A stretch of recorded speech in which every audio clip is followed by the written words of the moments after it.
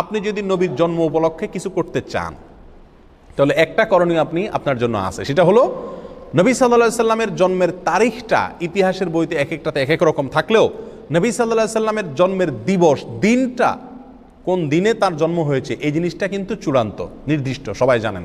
সহিহ মুসলিমের হাদিসে আসছে নবী সাল্লাল্লাহু আলাইহি সাল্লাম সোমবারে তিনি রোজা রাখতেন, বৃহস্পতিবার রোজা রাখতেন। তো সোমবারের রোজা প্রসঙ্গে তাকে জিজ্ঞাসা করা হয়েছিল আপনি কেন রোজা রাখেন, তিনি বলেছিলেন যে যাকা ইয়াউমুন উলিদতু ফীহি, এটা এমন একটা দিন, এই দিনে আমার জন্ম হয়েছিল। তাহলে সোমবারে নবী সাল্লাল্লাহু আলাইহি সাল্লামের জন্ম হয়েছিল, এটা মোটামুটি চূড়ান্ত এবং নিশ্চিত। এবং এটা কোথায় আছে? সহিহ মুসলিমে আছে। প্রিয় ভাইরা, তাহলে নবী সাল্লাল্লাহু আলাইহি সাল্লামের জন্মের দিনটা জানা সবাই, নির্দিষ্ট, তারিখটা কিনা নির্দিষ্ট না। আর সেদিন উপলক্ষে তিনি কি করছেন? রোজা রাখছেন। সোমবার উপলক্ষে তিনি কি করছেন? রোজা রাখছেন। আর আমরা আরও রবিউল আউয়াল উপলক্ষে মিলাদুন নবীর নামে মিজিলাফি, মিষ্টি, খিচুড়ি, যত যা আছে, বিরিয়ানির প্যাকেট, আরও মিলাদ পড়ে বেশি বেশি করে খাই। নবী সাল্লাল্লাহু আলাইহি সাল্লাম তার জীবনের দিনটি উপলক্ষে তিনি রোজা রাখছেন, খানাই ছেড়ে দিয়েছেন, আল্লাহর কাছে শুকর আদায় করছেন। আর আমরা ওই দিনে আরও বেশি করে খাই। সম্পূর্ণ উল্টা হয়ে গেল না? আল্লাহ আমাদেরকে বুঝার তৌফিক দান করুন। প্রিয় ভাইয়েরা, তাহলে নবী সাল্লাল্লাহু আলাইহি সাল্লামের জন্ম উপলক্ষে যদি আপনি কিছু করতে হয়, তাহলে বছরে একদিন না, প্রতি সপ্তাহে করতে হবে। সেটা কি? সোমবারের রোজা প্রতি সপ্তাহে করতে হবে, এবং সেটা কি? সোমবারের রোজা রাখতে হবে। আপনি বছরে একদিন ফুর্তি করবেন আর জিলাপি মিষ্টি খাবেন, খিচুড়ি আর বিরিয়ানি বিতরণ করবেন, এর কোনো সুযোগ ইসলামী শরীয়তে নাই। তাহলে ভাই, আমাদের রাসূলের প্রতি করণীয় হলো আমরা তাকে ভালোবাসা। তাকে কি করা? ভালোবাসা, জীবনের চাইতে বেশি ভালোবাসা। আর এই ভালোবাসা প্রকাশের উপায় হলো তার অনুসরণ করা। নাম্বার 2, নবী সাল্লাল্লাহু আলাইহি সাল্লামের প্রতি ভালোবাসা প্রকাশের মাধ্যম হলো দুরূদ প্রেরণ করা। সকাল সন্ধ্যা উঠতে বসতে বেশি বেশি দুরূদ পাঠ করা। বহু হাদিসে তিনি দুরূদ বেশি বেশি করে করতে বলেছেন। আকসিরুস সালাতে আলাইয়া, তোমরা আমার প্রতি বেশি বেশি দুরূদ পাঠ করো, নবী সাল্লাল্লাহু আলাইহি সাল্লাম বলে গেছেন। তাহলে তার প্রতি ভালোবাসা প্রকাশের দ্বিতীয় মাধ্যম হলো কি করা ভাই? দুরূদ বেশি বেশি প্রেরণ করা। একজন বলেছেন মিলাদুন নবী পালন করার জন্য সহিহ হাদিসের দরকার নেই, সহিহ হৃদয়ই যথেষ্ট। এ কথা কতটুকু সঙ্গত? মাশাআল্লাহ, কথাটি শুনতে বেশ শ্রুতিমধুর, শুনতে বেশ ভালোই লাগে, এবং শুনতে ভালো হলেই সে কথা ভালো এবং যৌক্তিক হবে, গ্রহণযোগ্য হবে, এটি কিন্তু সবসময় মোটেও আবশ্যক নয়। মাকাল ফল যেরকম দেখতে অনেক সুন্দর চমৎকার, তার মানে সেটি খুব সুস্বাদু হবে, সেটি খুব বেশি গ্রহণযোগ্য হবে, অ্যাপ্রিসিয়েটেবল হবে, সেরকম কিন্তু নয়। ঠিক এই কথারই একই অবস্থা। এই কথা যারা বলেন যে মিলাদুন্নবী পালন করার জন্য সহিহ হাদিসের প্রয়োজন নেই, তাদের কাছে আপনি পাল্টা প্রশ্ন করতে পারেন যে আপনি শরিয়ার কোনো বিধান প্রমাণ করবেন তাহলে কি দিয়ে? সহি মন থেকে যা খুশি তা করবেন, যে আমার মনটা বিশুদ্ধ, আমার মনটা ভালো, আমি দাবি করলাম, করে আমি ভালো মন নিয়ে আমি যা কিছু তা করতে পারবো, ব্যাপারটি এরকম? বরং ভালো মন হলেও আমি যা করব কোরআন এবং হাদিস থেকে প্রমাণ করে সেটি আমাকে করণীয় হিসেবে নির্ধারণ করতে হবে শরীয়তের নামে, ইসলামের নামে যখন আমি করব। সাহাবা ইকরাম যারা নবী করিম সাল্লাল্লাহু আলাইহি ওয়াসাল্লাম সহচর ছিলেন, তাদের কেউ নবী করিম সাল্লাল্লাহু আলাইহি ওয়াসাল্লামের বছরে একবার তার জন্মদিবস কোনোভাবে উদযাপন করেছেন মর্মে কোনো হাদিস কেন বর্ণিত হয়নি? তার মানে কি তাদের সহি মন ছিল না? অর্থাৎ যদি সহি মন থাকলেই মিলাদুন্নবী উদযাপন করবে, ব্যাপারটি এরকম হয়, তাহলে সাহাবা ইকরাম থেকে কেন মিলাদুন্নবী উদযাপনের কোনো বর্ণনা পাওয়া যায় না? তার মানে কি তাদের মনের ভিতরে কোনো সমস্যা ছিল? নাউজুবিল্লাহ। এখান থেকে বোঝা যায় এটি অন্তঃসার শূন্য, শুনতে বেশ মুখরোচক, বলতে বেশ মুখরোচক এবং শুনতে বেশ শ্রুতিমধুর এমন একটি উক্তি যার কোনো ভিত্তি নেই। আল্লাহ তাআলা কোরআনে কারিমে পরিষ্কারভাবে বলেছেন, মা আতাকুম রাসূল ফাখুযুহু ওয়া মা নাহাকুম আনহু ফান্তাহু, রাসূল যা দিয়েছেন তা গ্রহণ করো, ধরো, তা তোমরা নাও, আর তিনি যা নিষেধ করেছেন তা থেকে তোমরা বিরত থাকো। ঈমানদারের করণীয় এবং বর্জনীয় এটি গ্রহণ করবে সে কোরআন এবং সুন্নতে রাসূল সাল্লাল্লাহু আলাইহি সাল্লাম থেকে নিয়ে। মন থেকে যদি গ্রহণ করা যায় তাহলে সেক্ষেত্রে মনচাহি জিন্দিগিতে করাই যাবে, যা খুশি তা করাই যাবে।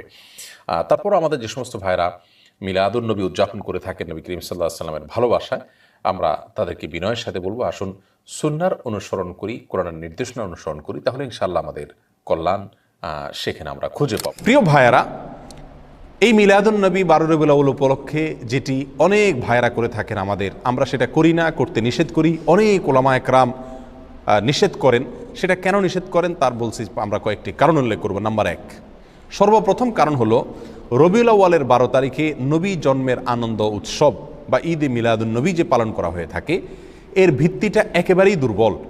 নবী সাল্লাল্লাহু আলাইহি সাল্লামের জন্ম রবিউল আউয়ালের 12 তারিখে হয়েছে এরকম মত ইতিহাসের বই পুস্তকে পাওয়া যায়, কিন্তু এর বিপরীত মত বেশি এবং শক্তিশালী। নবী সাল্লাল্লাহু আলাইহি সাল্লামের জন্ম রবিউল আউয়াল মাসে হয়েছে এটা মোটামুটি প্রায় নিশ্চিত, কিন্তু এই মাসের কোন তারিখে হয়েছে সে তারিখটা নিয়ে ইতিহাসবিদদের মধ্যে নানা রকমের মত পাওয়া যায়। সবচাইতে গ্রহণযোগ্য মতগুলোর ভিতরে অন্যতম হলো 9 রবিউল আউয়াল। একেবারে সিরাতে ইবনে হিশাম থেকে নিয়ে রাহিকুল মখতুম পর্যন্ত হাল আমলের নবী সাল্লাল্লাহু আলাইহি সাল্লামের জীবনী, তার জীবন আদর্শের উপরে, তার জীবন চরিত্রের উপরে যত গ্রন্থ রচিত হয়েছে, তার জন্ম বৃত্তান্ত, তার জন্মের তারিখ নিয়ে যত বিশ্লেষণ আছে, তার সবগুলোকে যদি আপনি অ্যানালাইসিস করেন তাহলে দেখবেন যে মোটামুটি রবিউল আউয়াল মাসের 9 তারিখ, 11 তারিখ, 12 তারিখ, বিভিন্ন তারিখ ইতিহাসের কিতাবগুলোতে আসছে। অর্থাৎ রবিউল আউয়ালের 12 তারিখেই তিনি জন্মগ্রহণ করেছেন এই বিষয়টি কি না, চূড়ান্ত না। ইতিহাসের বইতে এক একটাতে এক এক রকম আছে, তবে প্রায় সমস্ত ইতিহাসবিদরা একমত যে নবী সাল্লাল্লাহু আলাইহি সাল্লামের মৃত্যু হয়েছিল রবিউল আউয়ালের 12 তারিখে। অর্থাৎ রবিউল আউয়ালের 12 তারিখে নবী সাল্লাল্লাহু আলাইহি সাল্লামের ওয়াফাত দিবস, তার মৃত্যু দিবস, এতে কোনো কি নাই, সন্দেহ নাই। কিন্তু ওই দিনে তার জন্ম হয়েছিল কিনা না অন্য কোনো দিনে হয়েছিল এটা নিয়ে কি আছে, সন্দেহ আছে, বিভিন্ন মত আছে। এখন কেউ প্রশ্ন করতে পারেন নবী সাল্লাল্লাহু আলাইহি সাল্লামের জন্মের তারিখটা নিয়ে কেন ইতিহাসবিদদের মধ্যে দ্বিমত দেখা দিল? তার মৃত্যু তারিখটা নিয়ে সবাই নিশ্চিত যে ওই দিনে মৃত্যু হয়েছে, কিন্তু জন্ম তারিখটা নিয়ে কেন সন্দেহ দেখা দিল? এর কারণ হলো প্রিয় ভাইয়েরা, নবী সাল্লাল্লাহু আলাইহি সাল্লাম যখন জন্মগ্রহণ করেছেন তখন কিন্তু তিনি মহামানব হিসাবে সাধারণ মানুষের কাছে প্রসিদ্ধ পরিচিত ছিলেন না। মক্কাতে অন্য 10টা শিশুর মতো আরেকটা শিশুর জন্ম হয়েছে, যার কারণে তার জন্ম তারিখ সংরক্ষণের ব্যাপারে সাধারণ মানুষের তেমন কোনো কৌতূহল বা আগ্রহ ছিল না। এই জন্য তাঁর জন্মের অ্যাকচুয়াল তারিখটা কি রবিউল আউয়াল 12 তারিখ না 9 তারিখ না অন্য কোনো তারিখ, সেটা নিয়ে ইতিহাসবিদদের ভিতরে নানা রকম মত দেখা দিয়েছে। কিন্তু এর বিপরীতে তিনি যেদিন মৃত্যুবরণ করেছিলেন সেদিন কিন্তু তিনি মহামানব। সেদিন লক্ষ লক্ষ মানুষ তাকে ফলো করে, সারা পৃথিবী তাকে চিনে, অতএব তার মৃত্যুর দিনটা সকলেই সংরক্ষণ করছে। তাহলে আমরা যে জিনিসটি জানতে পারলাম এই কথা থেকে, সেটা হলো রবিউল আউয়ালের 12 তারিখ যে নবী সাল্লাল্লাহু আলাইহি সাল্লামের জন্মের দিনকে ধার্য করে এই দিন উপলক্ষে বিভিন্ন ঘটা করে অনুষ্ঠান করা হয়ে থাকে, উৎসব পালন করা হয়ে থাকে, এবং বলা হয় এটা সাইয়্যিদুল আয়াদ, যত ঈদ আছে সকল ঈদের সেরা ঈদ নাকি বিশ্বনবীর জন্ম ঈদ। এই যে কথাগুলো আমাদের কিছু ভাইরা বলে থাকেন, তাদের কাছে আমরা যদি প্রশ্ন রাখি যে নবী সাল্লাল্লাহু আলাইহি সাল্লামের রবিউল আউয়ালের 12 তারিখে জন্ম হয়েছে এই মর্মে কোনো বইতে আপনি ইতিহাসবিদদের ঐক্যমত প্রমাণ করতে পারবেন না। সমস্ত বইগুলোতেই বিভিন্ন তারিখ উল্লেখ আছে, কিন্তু মৃত্যুর দিবস এটা নিশ্চিত। তাহলে যে দিনে নবী সাল্লাল্লাহু আলাইহি সাল্লামের মৃত্যু হয়েছে এটা নিশ্চিত, সেদিনে কোনো মুসলমান কি করতে পারে না, অন্তত আনন্দ বা উৎসব করতে পারে না। আর যদি আমরা কথার খাতিরে ধরেও নেই যে ওই দিনে নবী সাল্লাল্লাহু আলাইহি সাল্লামের কি হয়েছিল, জন্ম হয়েছিল, তাহলে আমরা একই দিনের জন্ম একই দিনের মৃত্যু এটা যদি ধরে নেই, তাহলে তো দিনের অর্ধেক হাসা উচিত আর অর্ধেক কাঁদা উচিত। অর্ধেক আপনি ঈদ পালন করেন, উৎসব পালন করেন, আর অর্ধেক কান্নাকাটি করেন। নবী সাল্লাল্লাহু আলাইহি সাল্লামের জন্মকে কেন্দ্র করে আপনি শুধু হাসবেন, তার মৃত্যুর কথা মনে করে কাঁদবেন না, এটা তো চরম লজ্জাস্কর কথাবার্তা, এটা তো চরম আফসোসের কথা, দুঃখজনক বিষয়। প্রিয় ভাইরা, তাহলে এই প্রথম পয়েন্টটি আমরা পেয়ে গেলাম, যে কারণে আমরা ঈদে মিলাদুন নবীকে বিদআত বলি, এর সঙ্গে ইসলামের কোনো সম্পর্ক নাই এটা বলি। তার প্রথম কারণ হলো রবিউল আউয়ালের 12 তারিখে নবী সাল্লাল্লাহু আলাইহি ওয়াসাল্লামের জন্ম হয়েছে, এই জিনিসটা কি না, চূড়ান্ত না। তবে মৃত্যু হয়েছে এই জিনিসটা চূড়ান্ত। নবী সাল্লাল্লাহু আলাইহি ওয়াসাল্লামের মৃত্যু দিবসে কোনো মুমিন কি হতে পারে না, খুশি হতে পারে না, আনন্দ বা উৎসব করতে পারে না। এটা হলো প্রথম কথা। নাম্বার 2, নবী সাল্লাল্লাহু আলাইহি ওয়াসাল্লাম তিনি নিজে তার জন্মদিবস পালন করেছেন নাকি করেন নাই? কোন সাহাবী তার জন্মদিবস, নবী সাল্লাল্লাহু আলাইহি ওয়াসাল্লামের জন্মদিবস পালন করেছেন নাকি করেন নাই? এবং বড় বড় সাহাবী, সিনিয়র সাহাবী যারা খোলাফা রাশেদা সহ অন্যান্য যারা ছিলেন, তারা সকলে, তাদের পরবর্তীতে তাবিন, তাবিন, কেউ কি কোনো কালে 3টি 70 যুগের কোনো কালে কি এই নবী সাল্লাল্লাহু আলাইহি ওয়াসাল্লামের জন্মের তারিখ উপলক্ষে কোনো উৎসব করা, ফুর্তি করা, অনুষ্ঠান করার কোনো প্রথা, রেওয়াজ, সিস্টেম সেই সমস্ত যুগে ছিল কিনা? এর কথার এক কথায় উত্তরে আমরা বলবো, কোনো বইতে, ইতিহাসের কোনো বইতে, হাদিসের কোনো বইতে, কোরআনে তো নাই, কোনো জায়গায় একটি জাল বর্ণনাও নাই। কোনো ভাইরা দেখাতে পারবেন না। যেসব ভাইরা মনে করেন সঠিক, তারা মেহরবানি করে কিতাবপত্র ঘেটে একটি সূত্র বের করুন, যে সূত্রে পাওয়া যায় যে নবী সাল্লাল্লাহু আলাইহি সাল্লামের জন্মদিবস বা জন্ম তারিখ এটা উদযাপন উপলক্ষে রবিউল আউয়ালের 12 তারিখে বা বছরের কোনো একটা দিনে সাহাবায়ে কেরাম, নবী সাল্লাল্লাহু আলাইহি ওয়াসাল্লাম নিজে অথবা তার পরবর্তী তাবিঈন, তাবিঈন কোনো যুগে কেউ কোনো ধরনের অনুষ্ঠান করেছেন অথবা কোনো ধরনের উৎসব করেছেন, এরকম কোনো বর্ণনা কোনো হাদিসের কিতাবে, কোনো ইতিহাসের কিতাবে জাল, জয়ীফ, মিথ্যা, বানোয়াট বর্ণনাও নেই। দুর্বল সত্য তো পরের কথা, কোনো জাল, জয়ীফ, মিথ্যা, বানোয়াট বর্ণনাও নাই। এরকম একটি অস্তিত্বহীন, সম্পূর্ণ এরকম একটি ভুয়া এবং ভিত্তিহীন বিষয় হলো এই মিলাদুন্নবী পালন করা। প্রিয় ভাইয়েরা, নবী সাল্লাল্লাহু আলাইহি সাল্লামের জন্মের পরে তিনি 63 বছর বেঁচে ছিলেন। তার মৃত্যুর পরে সাহাবায়ে কেরাম প্রায় 100 বছর বেঁচে ছিলেন। তাদের পরে তাবিনদের যুগ ছিল। এই যে বিশাল একটা সময়, যদি রবিউল আউয়ালের 12 তারিখ অথবা বছরের কোনো একটা দিন নবী সাল্লাল্লাহু আলাইহি সাল্লামের জন্মদিনকে উপলক্ষ করে, জন্মের তারিখকে উপলক্ষ করে কোনো আনুষ্ঠানিকতা হতো, সেটা নিশ্চয়ই হাদিসের কিতাবগুলোতে অথবা ইতিহাসের বইগুলো থেকে আসতো কি আসতো না? সাহাবায়ে কেরামের জীবন ইতিহাস, নবী সাল্লাল্লাহু আলাইহি সাল্লামের ব্যক্তিগত পুঙ্খানুপুঙ্খ কাজগুলোর বর্ণনা, বিবরণ হাদিসের কিতাবগুলোতে আসছে কি আসে নাই? স্ত্রীর সঙ্গে কি করলেন, ঘরের ভিতরে কি করেছেন, ঘুমে কি করছেন, টয়লেটে কি করতেন, এরকম ব্যক্তিগত বিষয়গুলো পর্যন্ত হাদিসের কিতাবগুলোতে এসেছে। সেখানে নবী সাল্লাল্লাহু আলাইহি সাল্লামের জন্মের দিনটাকে, তারিখটাকে উদযাপনের কোনো প্রথা, প্রচলন যদি থাকতো, সেটা অবশ্যই আসতো, কিন্তু নাই। আমি তো চ্যালেঞ্জ করেছি, কোনো জাল, ভিত্তিহীন, ভুয়া, বানোয়াট বর্ণনাও পাওয়া যায় না হাদিসের কিতাবগুলোতেও না, ইতিহাসের কিতাবগুলোতেও না। সময়ত ভাই বন্ধুগণ, এই পয়েন্টটা থেকেও আমরা বুঝলাম যে এই মিলাদুন্নবী উদযাপনের যে প্রথা এবং রসম চালু আছে, এটা সোনালী 3 যুগের কোনো যুগে ছিল না। নবী সাল্লাল্লাহু আলাইহি সাল্লাম নিজেও করেন নাই, করতে বলেন নাই, কোনো সাহাবীও করেন নাই। কথাটা কি পরিষ্কার? নবী সাল্লাল্লাহু আলাইহি সাল্লামের প্রেম, তার ভালোবাসা সবচেয়ে বেশি ছিল কাদের মধ্যে? সাহাবায়ে কেরাম রাদিয়াল্লাহু তাআলা আনহুম আজমাইন, তাদের মধ্যে ছিল নবী সাল্লাল্লাহু আলাইহি সাল্লামের প্রতি সবচেয়ে বেশি ভালোবাসা। তারা নিজেরা যদি নবী সাল্লাল্লাহু আলাইহি সাল্লামের তথাকথিত প্রেম জাহির করার উদ্দেশ্যে যদি রবিউল আউয়াল 12 তারিখে বা বছরের কোনো একটা দিনে জন্মদিবস পালন না করে থাকেন, তাহলে আমরা যদি নবী প্রেমের দাবিদার হয়ে সেটা পালন করি, তাহলে এই দাবিটা মিথ্যা দাবি, অথবা এই কর্মটা মিথ্যা এবং ভুল একটি কর্ম। আল্লাহ আমাদেরকে বোঝার তৌফিক দান। আমাদের যে সমস্ত ভাইরা মিলাদুন্নবী উদযাপন করে থাকেন, তারা বলেন যে মিলাদুন্নবী তথা রবিউল আউয়াল 12 তারিখ এটা হলো সাইয়্যিদুল আয়াদ, অর্থাৎ নবী সাল্লাল্লাহু আলাইহি সাল্লামের জন্মদিবসের উপলক্ষে যে খুশি উদযাপন করা হয়, এটা নাকি সকল ঈদের সেরা ঈদ। অর্থাৎ বছরে 2টা ঈদ আছে, এছাড়া আরও যত ঈদ উৎসব ফুর্তি হতে পারে, সমস্ত ঈদ উৎসব ফুর্তির ভিতরে সবচেয়ে বড় ফুর্তি, সকল ঈদের শ্রেষ্ঠ সেরা ঈদ নাকি মিলাদুন্নবীর ঈদ। সেসব ভাইদের কাছে আমরা প্রশ্ন রেখে বলতে পারি যে শরীয়তে 2টা ঈদ আছে। নবী সাল্লাল্লাহু আলাইহি সাল্লাম আমাদের জন্য 2টা ঈদ রেখে গেছেন, একটা ঈদুল ফিতর আর একটা ঈদুল আজহা। এর বাইরে আরেকটা ঈদ আছে, সেটা হলো যে সাপ্তাহিক ঈদ, শুক্রবারের দিন। এটাকে কোনো কোনো হাদিসে ঈদের দিন বলা হয়েছে, সপ্তাহের ঈদের দিন, গরিবের ঈদের দিন ইত্যাদি বলা হয়েছে। তাহলে শুক্রবার সাপ্তাহিক, আর এছাড়া বাৎসরিক 2টি ঈদ, ঈদুল ফিতর, ঈদুল আজহা, দোনো ঈদে কি আছে? ঈদের নামাজ আছে, ঈদের নামাজ আছে, নবী সাল্লাল্লাহু আলাইহি সাল্লাম পড়েছেন।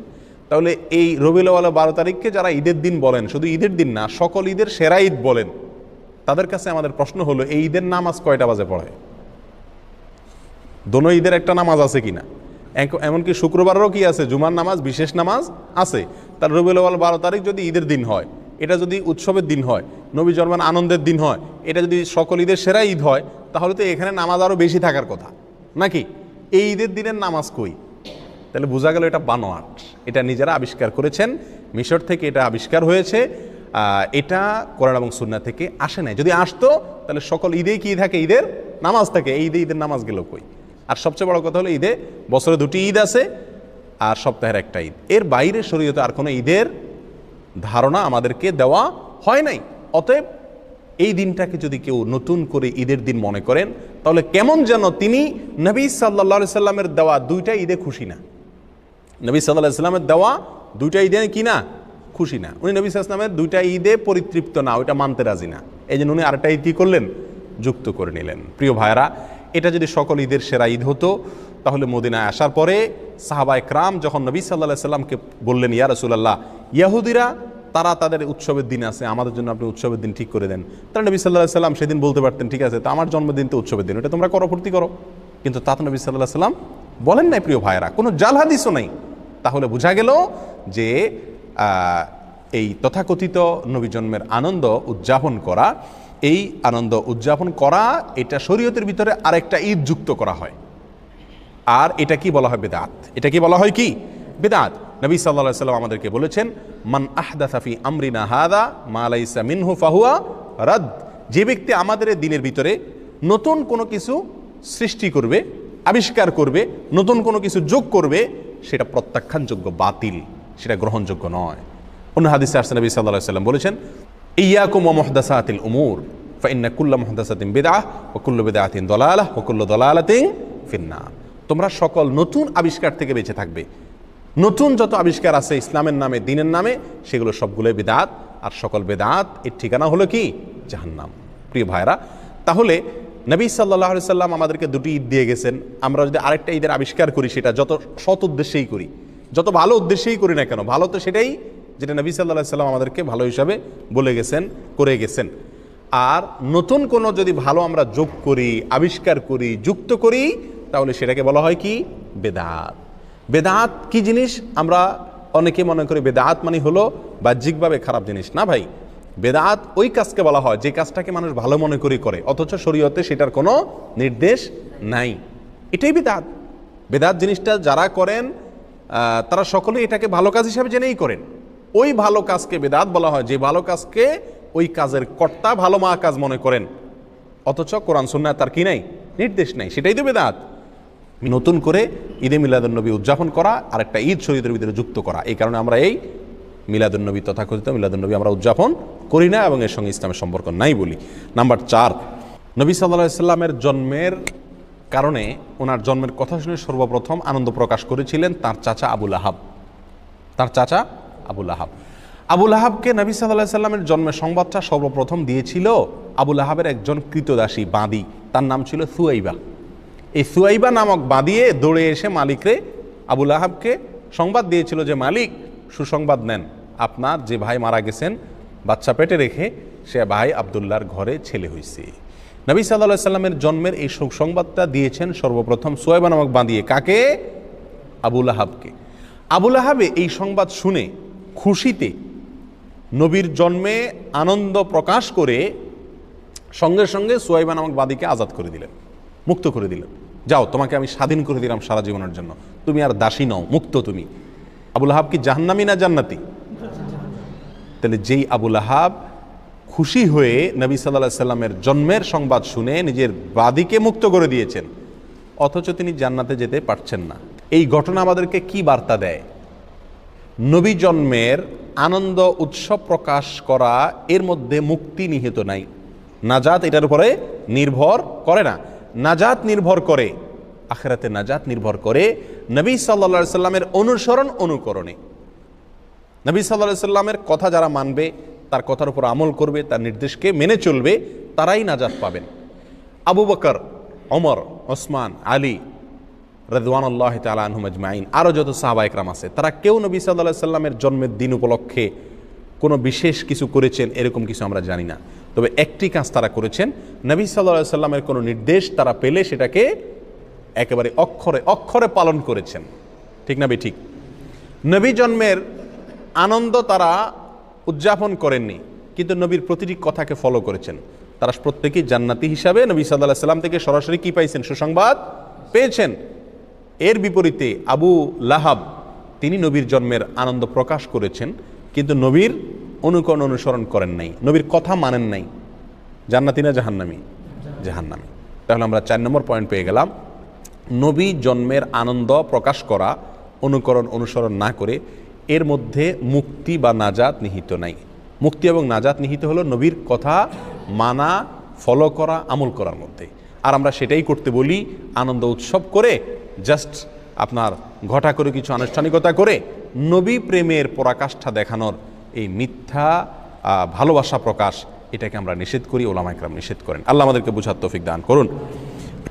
নাম্বার 5, নবী সাল্লাল্লাহু আলাইহি সাল্লামের জন্ম, এটা আসলে পালন করার বিষয় না। পালন করা মানে অনুসরণ করা, অনুকরণ করা, নাকি? কিন্তু তার যে বর্ণাঢ্য জীবনী, বিশেষ করে তিনি নবী হয়েছেন 40 বছর বয়সে, এরপরে 63 বছর বয়স পর্যন্ত 23 বছর যে হায়াত পেয়েছেন, এই 23 বছরের যে জীবন, এই জীবনের প্রতিটি কাজ, প্রতিটি কথা, সেটা আমাদের জন্য অনুকরণীয়, অনুসরণীয়। ইহুদিরা, খ্রিস্টানরা তারা যে সমস্ত কাজ করে আমরা তার অনেকগুলোকে আমাদের ধর্মের ভিতরে ধর্মীয় কাজ হিসেবে আমরা সেটাকে আমদানি করছি। নবী সাল্লাল্লাহু আলাইহি ওয়াসাল্লাম বহু বছর আগেই বলে গেছেন, লা তাত্তাবিউন্না সুনানা মান কানা ক্বাবলাকুম, তোমরা তোমাদের পূর্বে যে সমস্ত জাতি গত হয়ে গেছে তাদের অনুসরণ করবা একেবারে শিবরান বিশিবরিন ওয়া যিরাআন বিযরাইন, বিগতে হাতে হাতে। তারা যদি গর্তে ঢুকে তোমরাও যায় গর্তে ঢুকবা, এরকম তাদেরকে অনুসরণ করবা। খ্রিস্টানরা ঈসা আলাইহিস সালামের জন্মদিবস উদযাপন করে, তাদের ধর্মীয় কর্মকাণ্ড হিসাবে তারা এটা করে। এটা দেখে আমাদের অনেক ভাইরা চিন্তা করলেন তাহলে আমাদের নবীর একটা জন্মদিবস, সম্ভাব্য জন্মদিবস আমরা উদযাপন করি। এটা মূলত আসছে খ্রিস্টানদের কাছ থেকে, এই কারণে আমরা এই দিবসটা কি করি না, উদযাপন করি না। আল্লাহ সুবহানাহু ওয়া তাআলা আমাদেরকে এই সঠিকটা বুঝার তৌফিক দান করুন। আল্লাহ তাআলা আমাদের সকলকে দিনকে দিন হিসাবে গ্রহণ করার, হককে হক হিসাবে বুঝার, বাতিলকে বাতিল হিসাবে বুঝার মতো সেরকম শক্তি আল্লাহ তাআলা আমাদের সকলকে দান করুন। জাযাকুমুল্লাহ ওয়া আখিরু দাওয়ানা আলহামদুলিল্লাহি রাব্বিল আলামিন।